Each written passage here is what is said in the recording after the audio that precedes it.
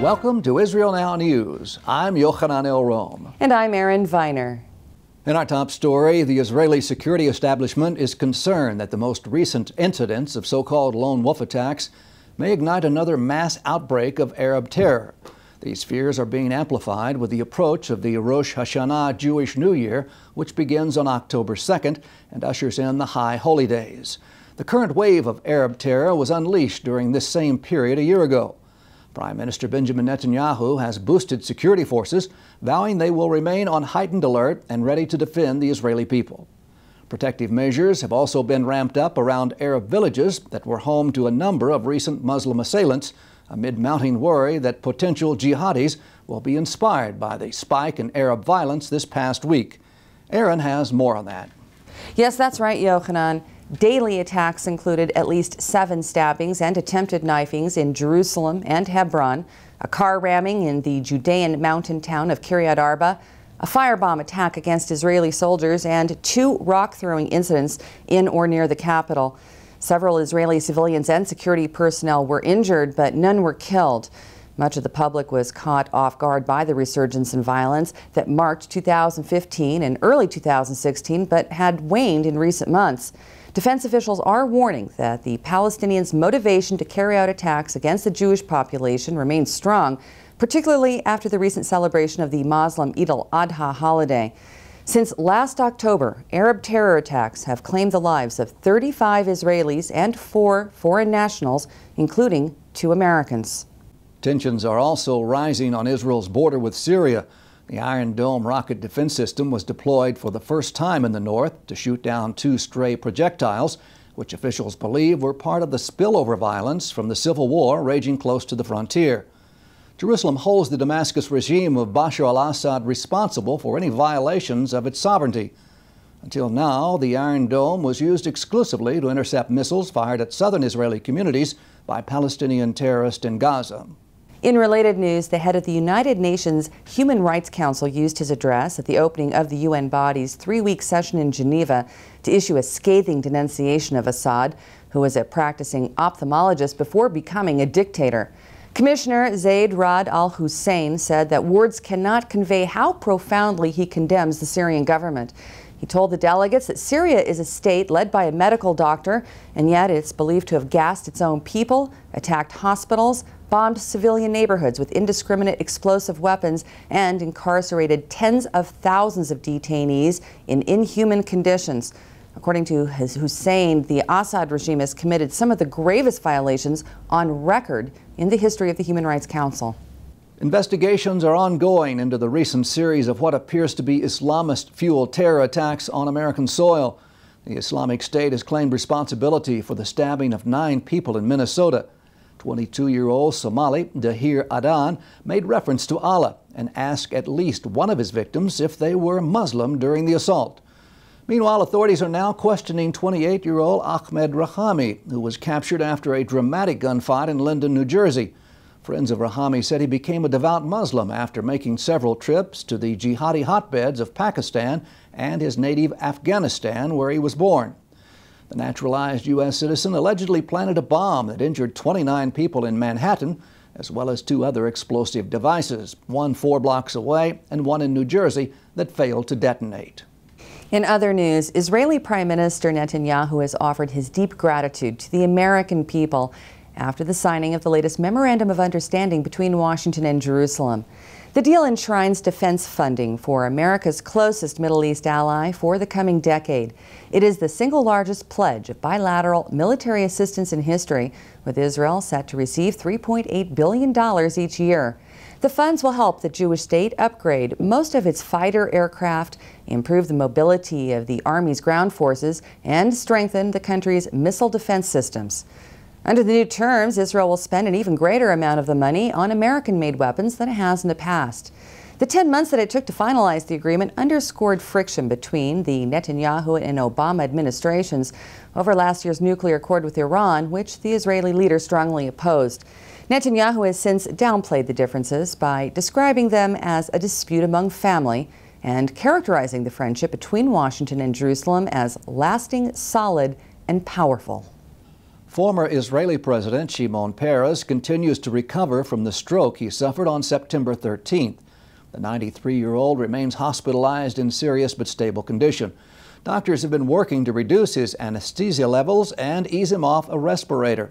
Israel's ninth president is no longer in life-threatening danger, but hospital administrators stress that he now faces long-term health challenges. Peres' family members have been joined at his bedside by a host of high-profile well-wishers, including Prime Minister Netanyahu and current President Reuven Rivlin. Israel has just sent its latest reconnaissance satellite into orbit, aiming to provide intelligence to security forces. Officials said that the Jewish nation's intergalactic espionage program is particularly focused on gathering information about Iran's nuclear program, as well as its support of terrorist factions in Arab countries. The Israel Aerospace Industry satellite is the 11th in the OFEC series, which means horizon in Hebrew. Turning to sporting achievements, and the 2016 Paralympics ended in Rio de Janeiro with a total of 3 bronze medals for Israel. Swimmer Inbal Pizarro was the last of the country's athletes to win an award after coming in third in the 200-meter freestyle competition. The 29-year-old's lower torso has been paralyzed since childhood. She joins Israeli medalist rower Moran Samuel and sharpshooter Doron Shaziri, who triumphed early on. And here's something that you may not be aware of. The Paralympics were founded by a Jewish Holocaust survivor, Dr. Ludwig Guttmann. He was considered the top neurosurgeon in Germany when the Nazis rose to power in 1933. During the Third Reich, the gifted physician worked to not only heal victims of Nazi persecution, but also save them from deportation to death camps. After escaping to England, Dr. Guttmann set up the UK's first Centre for Spinal Injuries. It was during his treatment of injured military personnel that the Jewish physician first stressed the critical role sports can play in restoring a patient's self-esteem and dignity. In 1948, Guttmann went on to organize the first ever competition for all disabled people, which eventually became known as the Paralympics. The Holocaust survivor's dream that the event would one day become international most likely surpassed his greatest expectations. 4,300 athletes from 161 nations took part in this year's games. And now there's new technology from Israel that helps people with spinal injuries or congenital conditions to actually move while standing up. Amit Goffer, the creator of the Up and Ride self-stabilizer, says that the psychological effect his device has on users is dramatic. That's because it allows them to rejoin society by holding conversations face-to-face again, rather than remaining seated along the sidelines. And the 63-year-old inventor knows what he's talking about. Goffer has been confined to a wheelchair since an all-terrain vehicle accident in 1997.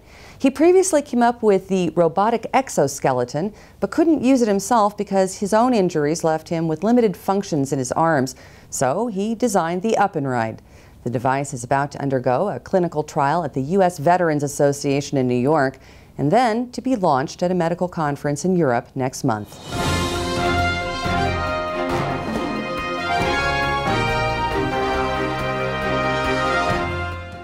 That concludes the news portion of our show. Stay tuned for Ask the Source with Josh Reinstein.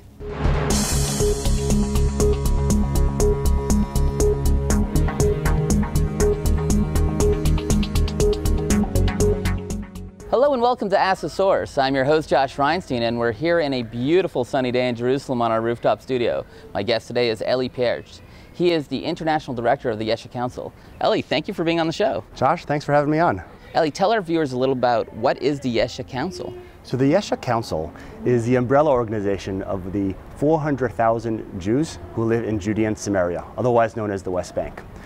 Throughout Judea and Samaria, we have 23 different municipalities, 4 cities, 6 counties, and about 13 other smaller municipalities. And the leadership, the mayors of all of those municipalities consist the board of the Yesha Council. And as a result, we are the official spokespeople and we are the conduit to the international community for the Jewish communities in the Judea and Samaria. The current Obama administration and many of the European countries have been demonizing Judea and Samaria as being the obstacle to peace. They believe building in Judea and Samaria is what's stalling peace. It seems pretty ridiculous if you live here on the ground that building a house and not the actual terror attacks would be the impediment to peace, but how do you respond to that? You know, it's the same old, it's one of the things when you're dealing with Washington, D.C., and you're dealing with London or Geneva. what happens is people get into that mindset is they have all the solutions themselves. And for a very long time, there has been a sense that we can't go into Judea and Samaria, we can't go see the Jews there because they are a problem. This really started 50 years ago in 1967, because before 1967, Jews weren't in Judea and Samaria because it was controlled by Jordan, and before that it was controlled by England, and before that it was controlled by the Ottomans. In none of those times was there peace. So the notion or the suggestion that without Jews living in Judea and Samaria there would be peace, history has proven that that's not the case. Well, you got a huge break this summer when the Republican platform was changed to saying that Jews are occupying land in their own ancestral homeland is anti-Semitism. How big an impact is that on world politics? Well, it's very important. It's one of the things, as we've seen, it's very hard to think outside of the box. Used to work at Microsoft, and in Microsoft, one of the concepts has always been innovation. And in international diplomacy, particularly in this conflict, we have not seen innovation. The concept of a two-state solution has been on the table for 100 years. We're now starting the next century of dealing with a two-state solution, and it is the only foreign policy initiative that has been proven to have failed time and time again, now over 100 years, and yet the international community is focused and is becoming very stubborn, refuses to look at other alternatives. Looking at other alternatives is the only way there is going to be a solution to the conflict, and that is something that we hope that with the Republican platform and other initiatives that are trying to move outside of the two-state solution, we think we are making progress. Where it leads, we don't know, but it's definitely a step in the right direction. Well, the EU has gone in a completely different direction. It started labeling goods from Judea and Samaria. It's shocking to see the EU labeling Jewish goods again. How big of a threat is their labeling policy? It's very interesting. Obviously, it's a concern, and any kind of threat certainly is not helpful and is unwanted. But the reality is the outpouring of support from friends of Israel throughout the world, particularly the Christian communities, when they heard that Israel's under attack, they have responded by sending out interest in purchasing and buying products from Judea and Samaria. Markets that had been close to us are now suddenly becoming open. As a perfect example, just 2 months ago, the Yesha Council was invited, along with the Prime Minister Bibi Netanyahu, to go to Moscow and to meet with President Putin, because this was the 25th year of the reestablishing relationship between Israel and Russia after the Soviet Union fell. At that time, Prime Minister Netanyahu thought it was important to bring the Yesha Council along to highlight all of the products in Judea and Samaria. And we had a forum with over 15,000 people in Moscow. They were all given bottles of wine from Judea and Samaria, Ahava skincare products, which is made in Migilot, a county in Judea and Samaria right near the Dead Sea, as well as dates from the Jordan Valley. All of those were given to all of the participants in this conference, and then we had a week of business development meetings trying to open up the market of Judea and Samaria products to Russia. And I think that is something that probably would not have happened had there not been this BDS campaign. So many times there is attacks against Israel, and the response by the international community, by our friends overseas, has been very, very strong and very, very welcome and very warm. Ellie, there are literally tens of millions of people watching the show. What message do you have for our viewing audience? What I would say is Judea and Samaria is the heart. It is the biblical heartland. If you look in the Bible, what you're seeing is a story. For the most part, 80% of biblical stories came from Judea and Samaria. The idea that Jews are living in Judea and Samaria really is one of the manifestations of the Jews coming back, the exiles coming back in. Being a partner with the Jews who live there, whether it is through buying products, whether it is through inviting them into their churches to come and speak and feeling connected. There are going to be a myriad of programs and opportunities for Christians around the world to feel connected with communities in Judea and Samaria, and I look forward to engage with you in the coming months and the coming year ahead. Ellie, thank you for being on the show, and thank you for tuning in to Ask the Source. I'm your host, Josh Reinstein. Now back to the studio.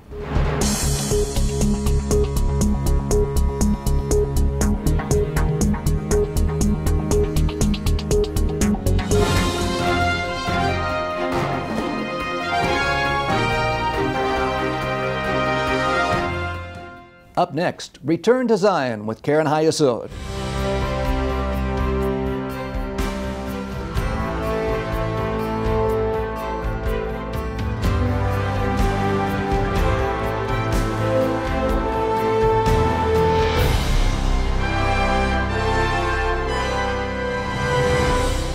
Shalom and welcome to the Return to Zion with Keren HaYesod.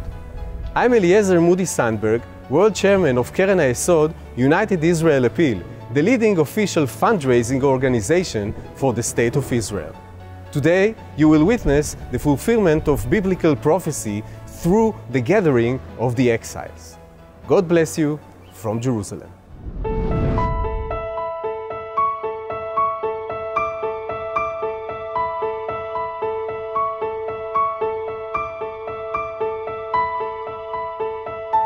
אני כל כך קשורה לישראל, שלא משנה איזה תחרות אני נוסעת קטנה, גדולה, כל פעם שאני רואה דגל ישראל זה עושה לי צמרמורת בגוף. אולימפיאדה זה חלום של כל ספורטאי, אני חושבת. איך שנכנסנו לאולימפיאדה, לכפר אולימפי, ראינו הספורטאים הכי טובים שיש, באמת, כאילו, מכל עולם, אמרנו, וואו, גם אנחנו ביניהם. אין לי מדינה אחרת. זה הבית שלי.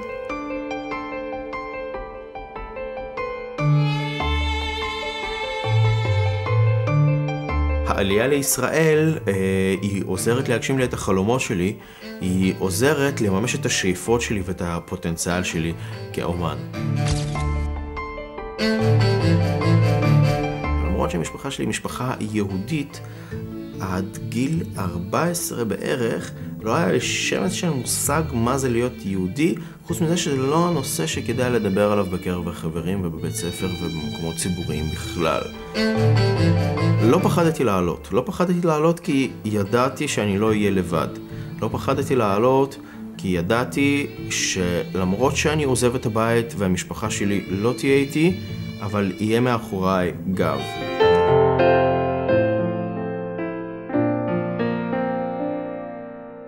If you've taken all the messages and all the education that we received, which come as no surprise of my desire to establish and live a life in Israel, I still see myself as an Oleh Hadash or new immigrant.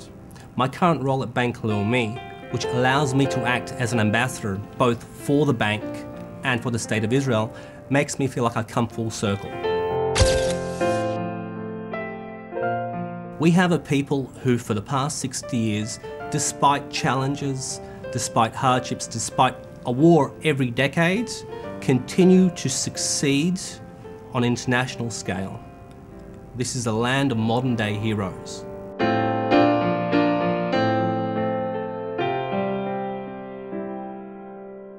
הגעתי מטרנסילבניה, ברומניה, הייתי בן 14.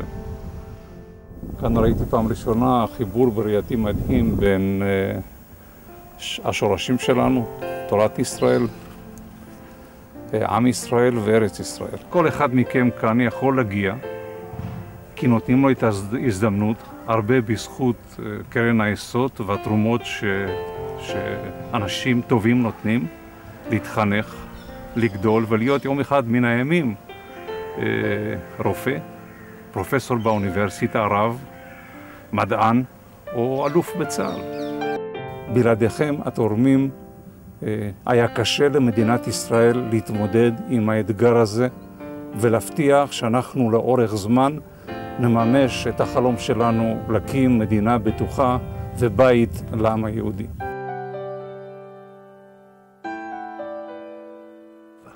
The Aliyah is the new blood that have to be constantly injected to make us better people. And in order to make us better people, we need Aliyah. The majority of Israelis, in one way or the other, are either Olim themselves or descendants of Olim. And this is the power of the state. It's a major force.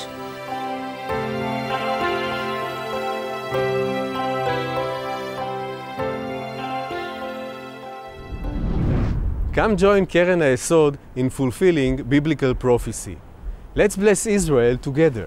To donate and get information, call us at 1-800-505-1665 or visit our website at www.khisrael.org.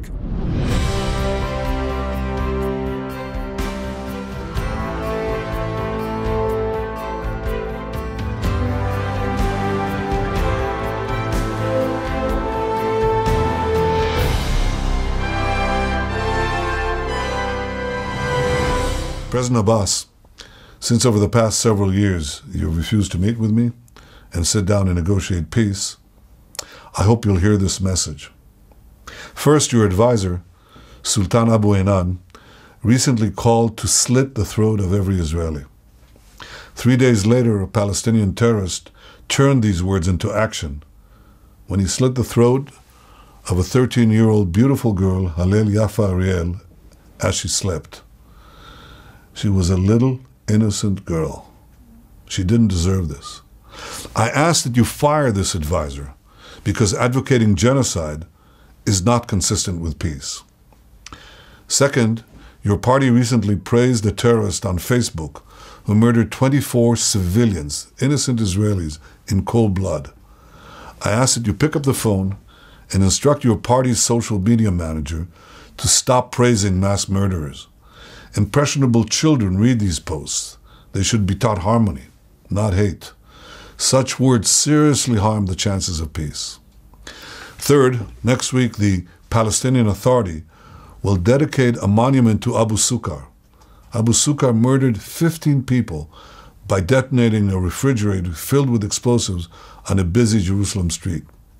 Rather than dedicate a statue to a mass murderer, I ask that you consider honoring a champion of coexistence. This will help educate future generations to love peace over war, compassion over violence.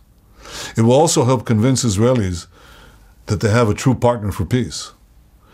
Fourth, the PLO currently pays a monthly salary to anyone who murders Jews. This money provides direct incentive to commit terror. I ask that you stop paying murderers and instead use this money to found coexistence education. Teach tolerance, not terror. Every Israeli and Palestinian child deserves a life of hope, of tranquility, and opportunity. I will continue to work tirelessly for peace. It's time that you join this effort.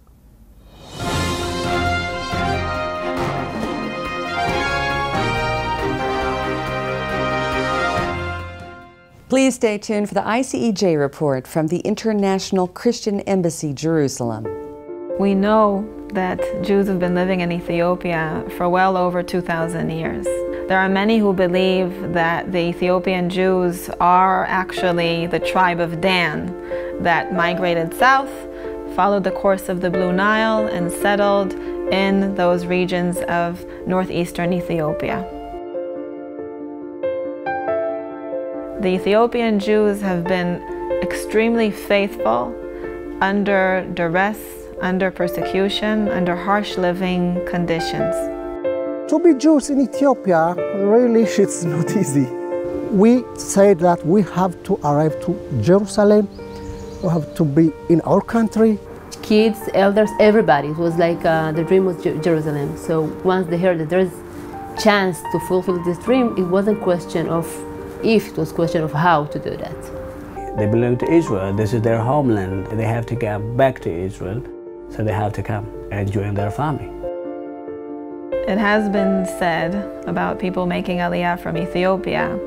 In a 4-hour plane ride, they travel 400 years in time. Because life in Ethiopia, specifically in the parts where the Jewish community live, is very different than life in Israel.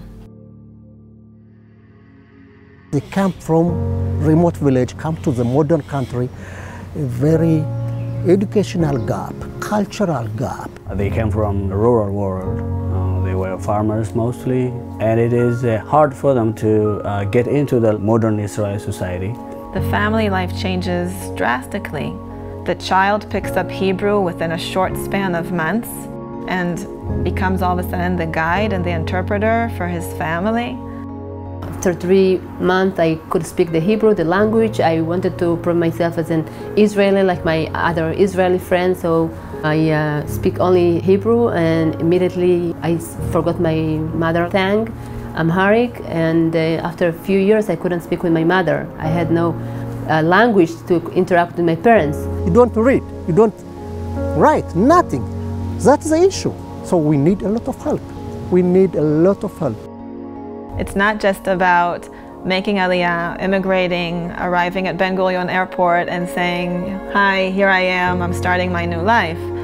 These people, in most cases, are like an Abraham. They left everything. And so just as God made promises to Abraham of what he will receive when he comes, so Olim that come to Israel have the opportunity to receive different klita, the Hebrew word for absorption, integration. Someone who makes aliyah, who immigrates, it doesn't stop there. They receive and they need assistance in becoming integrated into Israel.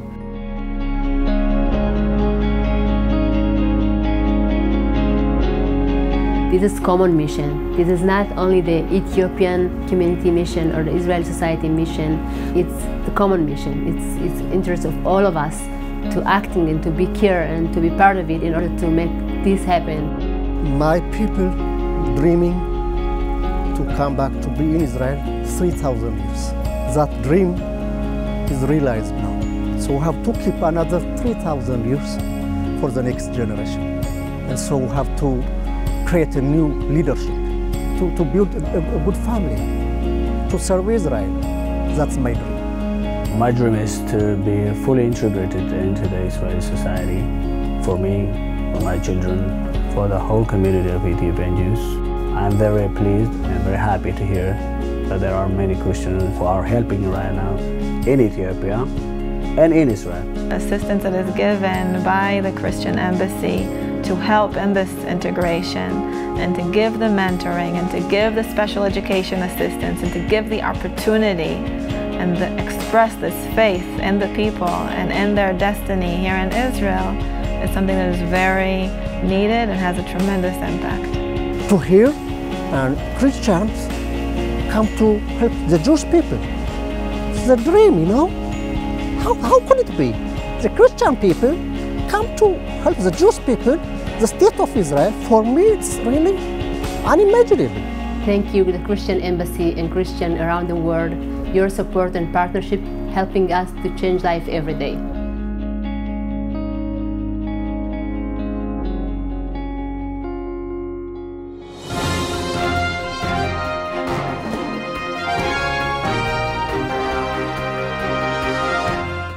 That's all for this edition of Israel Now News. I'm Yochanan El-Rom. And I'm Erin Viner, reporting from our studio in Jerusalem.